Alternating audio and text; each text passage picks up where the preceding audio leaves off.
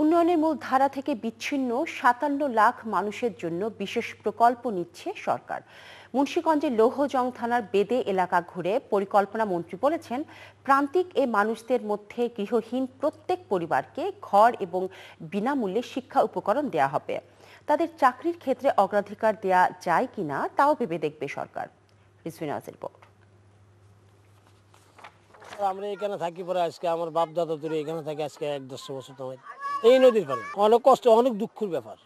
কারণ আমাদের এখানে মনে করেন একটা মেট্রিক পাস পোলাপাইন নাই, স্কুল লাগে স্যার, থাকবার কোনো আমগো জায়গা নাই। আমরা স্কুলে লেখাপড়ি করতে চাই, উপরে কাম চাই, আমরা নদীর কাম করতে চাই না।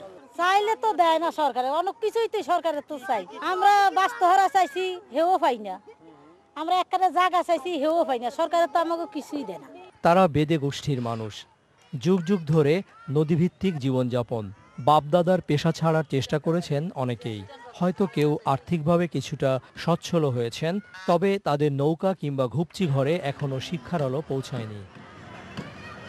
দেরিতে হলেও সরকারের উপলব্ধি, তাদের বাদ দিয়ে মধ্যম আয় কিংবা উন্নত দেশ হওয়া সম্ভব নয়।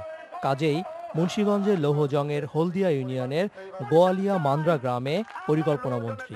মাননীয় প্রধানমন্ত্রী আমাকে বলে দিয়েছেন, এই দেশের গ্রাম থেকে গ্রামান্তরে প্রত্যেক অঞ্চলে গিয়ে আমাকে খুঁজে খুঁজে বের করার জন্য আমাদের প্রান্তিক জনগোষ্ঠী কারা আছে, বেদে, কামার, কুমার, জেলে, তাঁতি, যে যেখানে আছে প্রত্যেকের জন্য প্রকল্প করার জন্য এবং প্রকল্প গ্রহণ করে তাদেরকে উচ্চতর সুযোগ সুবিধার ব্যবস্থা করার জন্য আমাকে সেই নির্দেশ দিয়েছেন।